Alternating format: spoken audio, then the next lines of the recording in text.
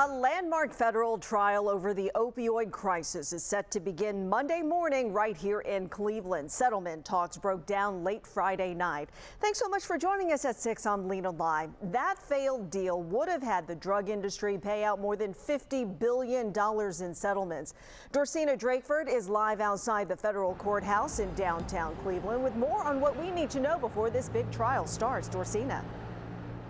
Well, hi, Lena. After 10 hours of negotiations that were here at the federal courthouse, Ohio municipalities and major drug companies could not come up with a deal. So here we are tomorrow morning. That's when the first federal opioid trial will start.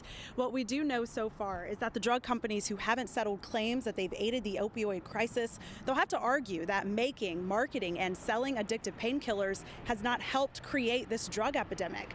There are more than 35,000 plaintiffs suing more than 300 drug makers, distributors, and retailers.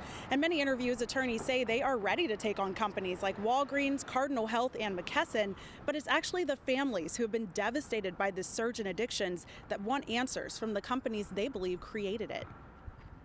They lied, they lied, they lied, they lied, and they put money ahead of life. They knew the consequences, and they kept doing it. You kind of wonder, is nobody watching? Does nobody care? Is anybody asking the question, does this make sense? And maybe the answer to that is no.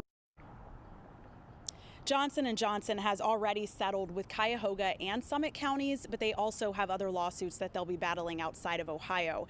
Tonight at 11, we'll take you through the drug epidemic so far, and we'll also talk to you a little bit more about what to expect for this first federal trial. Lena? All right. Thanks so much, Dorsena. We'll see you at 11.